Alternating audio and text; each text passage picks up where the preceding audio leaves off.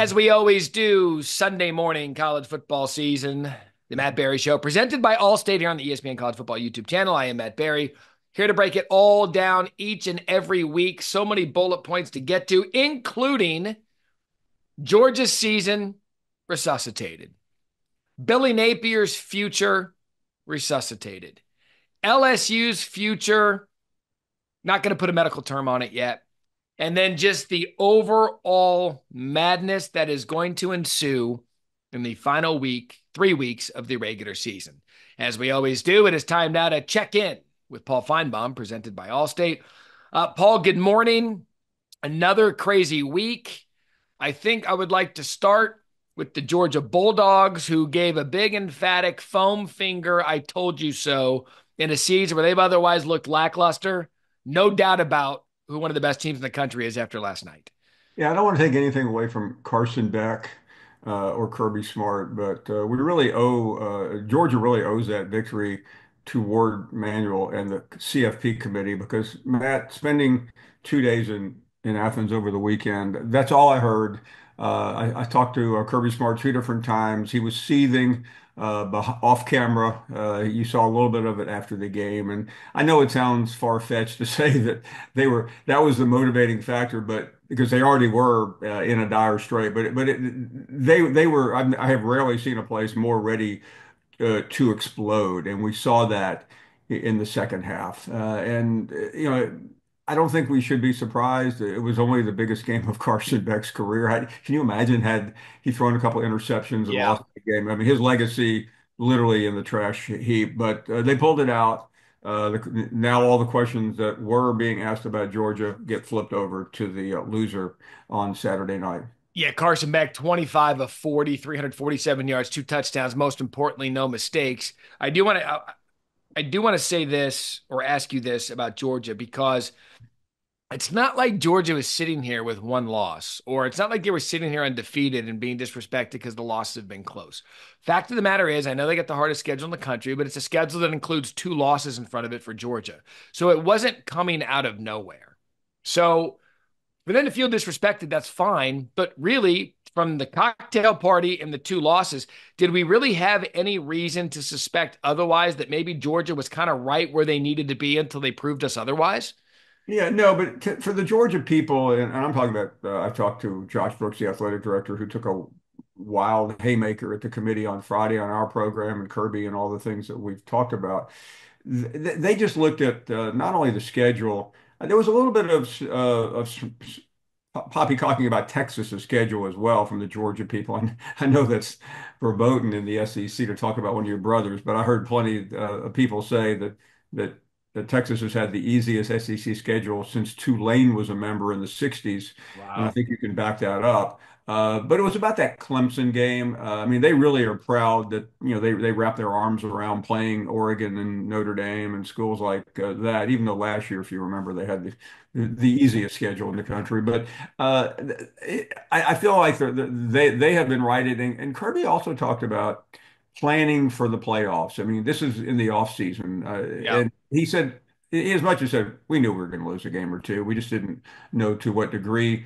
And he was planning for a 16, 17, 18 game schedule, not the predictable 12 game schedule.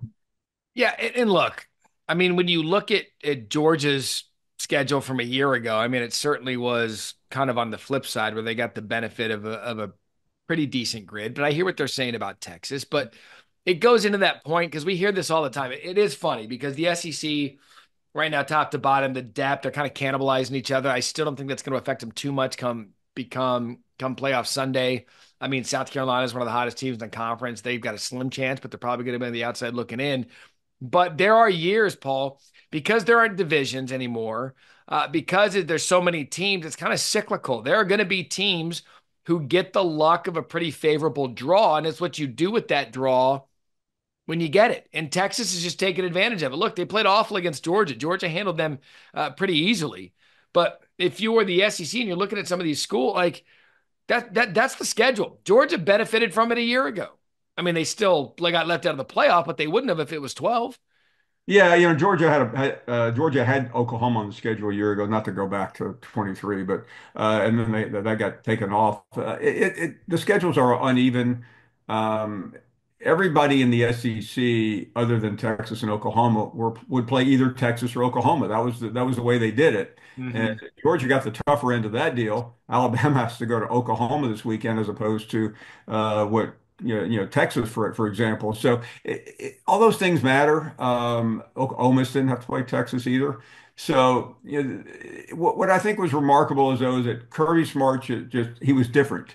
I've been around him a lot as you have, Matt, and the last couple of years you could feel the pressure of defending and going for the three-peat. He was back to being an underdog yesterday, as crazy as that. He was a 9.5 point favorite. I want before anybody jumps out of Correct. there. But he acted like an underdog, and he is masterful at that.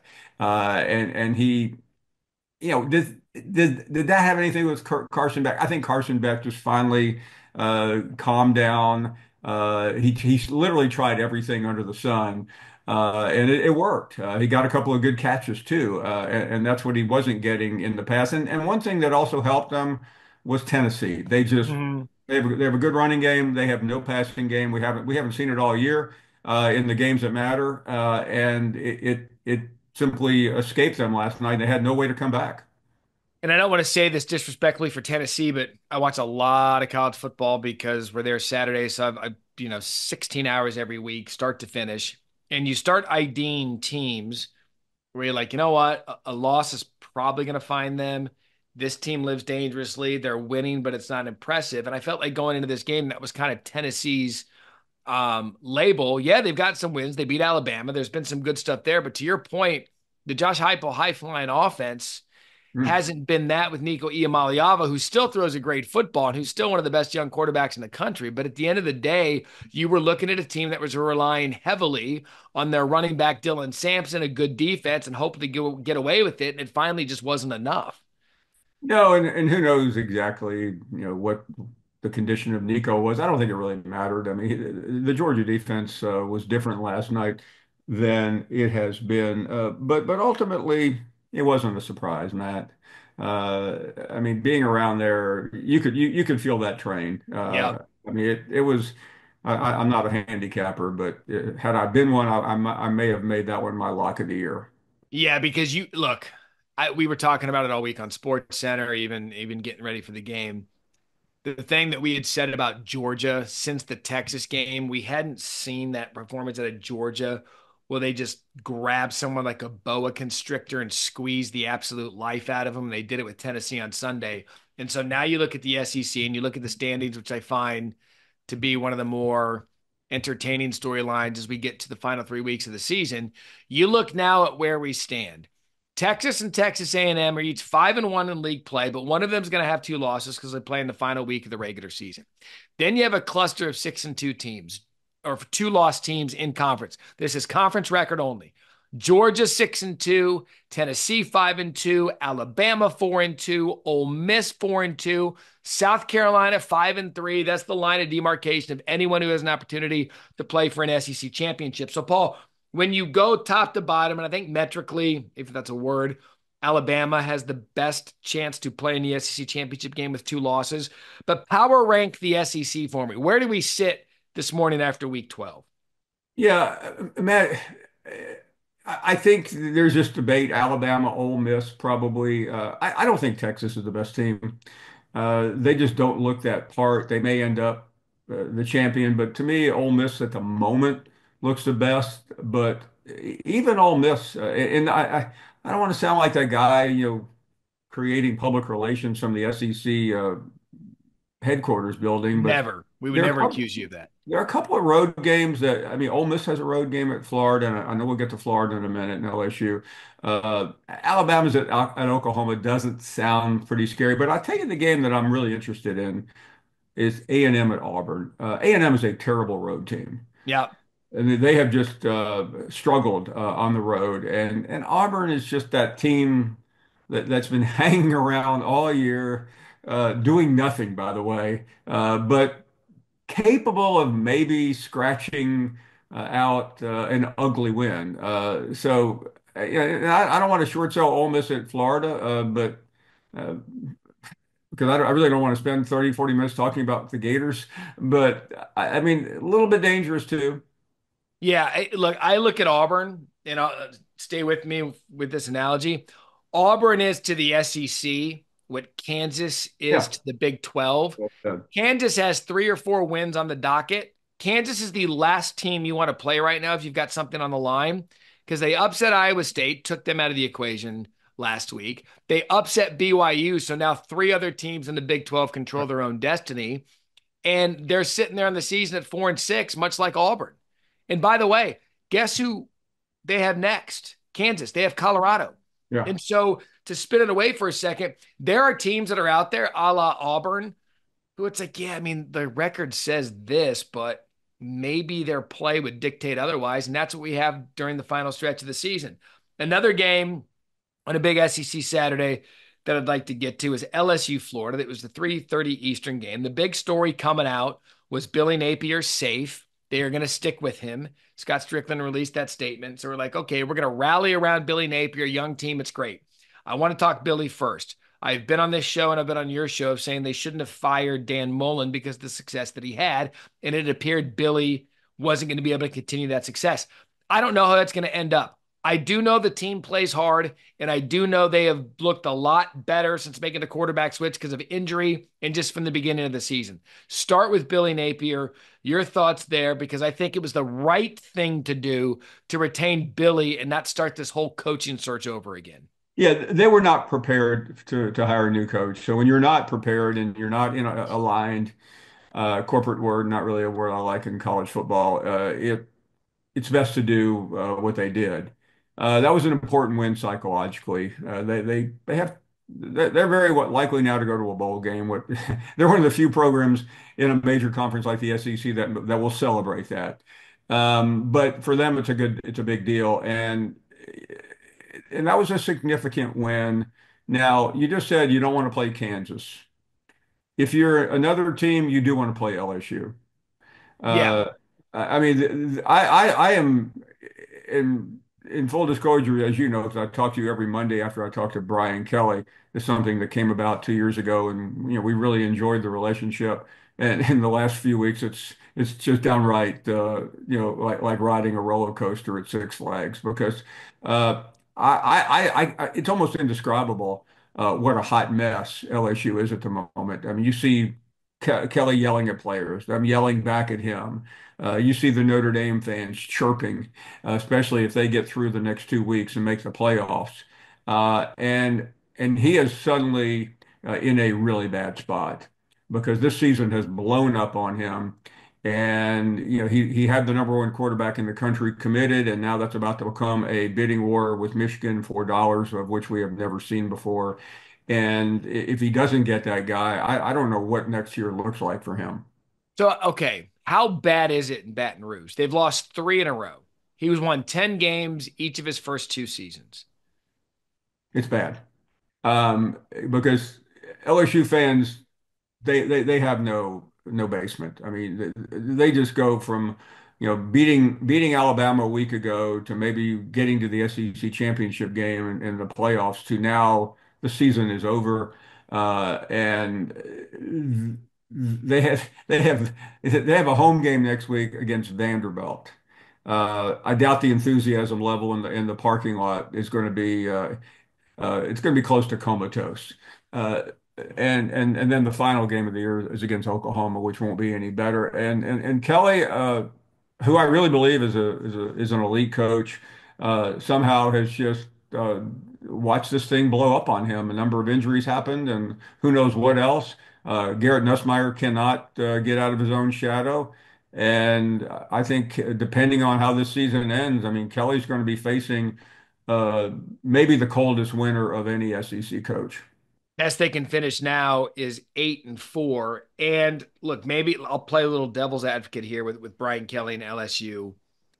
Again, I talked about this on Sunday Bloody Sunday earlier that a lot of times preseason media and preseason hype, they don't take into consideration what's gone from the program. We looked at Michigan. defending national champions, half the roster and coach staff's off to the NFL. We looked at Florida State. We just assumed. We assumed pencil them in, logo on the helmet. They were good last year, so they must be good this year. Is it possible that you could look at LSU and be like, oh, you know what? Jaden Daniels, who's tearing it up in the NFL right now, won the Heisman Trophy, number 2 pick overall, gone. You know what? Malik Neighbors is actually pretty good, gone. You know what? Brian Thomas Jr., actually pretty good, gone. Is it possible that LSU coming into the season just wasn't as good as the number attached to the roster because this was going to be a transition year because of all that talent that was lost, minus the offensive line, who was supposed to be the best in the country? To me, they looked like about a 9-3 team, and that immediately came in, got in doubt when they lost to SC in the first game. But the problem with LSU, their record's better than they are, even with 4 losses, because Matt, they beat Ole Miss in overtime Yeah. in a game that was lost. I mean, Ole Miss just threw that game away. I mean, if it, you know, I know everybody wants to talk about the Kentucky game for them, but if they don't make the playoffs, it's letting the LSU game get away as well. And it's sounding like a broken record here, but South Carolina had them down 17, and Yep. then a couple of just unbelievably bad officiating calls at the end took the game away from South Carolina. And that may have been the most important officials call of the season in the SEC because right now, South Carolina very likely would be in the playoff situation, and LSU would have been gone 3 weeks ago. Yeah, it's the sport that we live in, it's the world that we live in. Like you are what people are going to say you're going to be until you prove otherwise. I think LSU is just proving that this year is just, like it's what they are. I don't know that anybody should be surprised out. Like again, when we look at some of these teams, it just aren't. It's like, well, what happened to them? Well, that's just what they are. Yeah, Michigan lost there everybody. were a couple of people that had LSU going to the playoffs, winning. There was even one guy I read said LSU would win the national championship. I never saw it. I thought they were Mhm. maybe sixth in the SEC going in. I thought they had a shot at Alabama, but that was only because Alabama turned out to be a little better than maybe we thought. But even we said with Alabama going into the season, hey, they lost Nick Saban. Yeah, They look like a 9-3 team. yeah. We're one loss away from saying that. So look, end of the day, the cliche, you are what your record says you are. In your case, you believe that LSU's record's actually better than they are. But we're getting to the point of the season now where we actually know what teams and who they are. So having said that, who do you have the biggest problem with in the top 12 of the college football playoff rankings? Well, I've harped a lot about Indiana and Penn State, but I just think they're overvalued. I'm aware, thank you very much, nation, that Indiana's playing Ohio State this week. So Are we'll you? we'll get a good read. And I mean, they're a very good football team, but I just don't believe they could hold up. And here I go playing the Kirby Smart card that I've been playing all weekend. But you give them a schedule like Georgia, and are they going to survive that? And the answer is no. Penn State dominating bad teams, but I don't trust them either. So I mean, those two irritate me the most. I just wonder now, because the schedules, we could dive in and do a schedule autopsy. We just won't. But I wonder now, and we were talking about this yesterday in studio, committee can do whatever the hell they want. Yeah, You get 5 automatics. By my math, that's 7 leftover teams. The committee could say, guys, you know what? Especially if South Carolina wins out and they go 9-3. That team's done this is the last month and a half of the season. They're one of the hottest teams in the country. I think they're one of the best teams in the country. Put them in. And they could literally do whatever they want. Oh, Indiana's great story, 11-1, but gosh, who did they really? Paul, there's no precedent here. yeah. And listen, because this is my part of the world, I mean, I've already heard SEC people say we don't need to play a 9 game schedule. They're currently they play 8. We don't need to play these non. I mean, all of a sudden the overreaction is underway, and you get and mark it down. There's at least one, maybe two SEC teams that are going to get royally screwed. Maybe the loser of the SEC championship game. Greg Sankey was on our show Thursday night already talking about going to the championship game should be a reward. In other words, don't hold it against the loser. Kirby Smart, I'm sure, really did not think much of that interview based on last year being undefeated and losing the 13th game, which was what's that, the 13th data point? Yeah, it really did him a lot of good, didn't it? But yeah, so that you just be prepared. I mean, you talk about there's. I mean, I don't even know who that's going to be because right now there's about three or four possibilities of legitimate schools that we talk about here getting just left home for a one-loss Indiana or a one-loss Penn State. And then the squawking will start around the country for a 16-team playoff, Yeah, and we haven't been able to enjoy the 12-team playoff. All right, Paul. This look, I don't like using this term because the SEC doesn't like it. Kind of a cupcake week next week. There's some decent games out there, but I'm in. I need you to answer this question, and I need an honest to God answer. Is SEC Nation going to Ohio State, Indiana? We are. Okay, We felt good. like it was the only place to go. We thought with Big Noon, with Game Day, Big Ten today. Yeah, hell yeah. They have us set up at a Hooters in Columbus, Ohio, And there, inside. and there you go. We'll have Galloway stop by, make some picks Yeah, for you. It's going to be another one. So week 13 it is. As always, we will be here for you bright and early every Sunday morning, recapping it for you. Matt Barrie Show, presented by Allstate here on the College Football YouTube channel.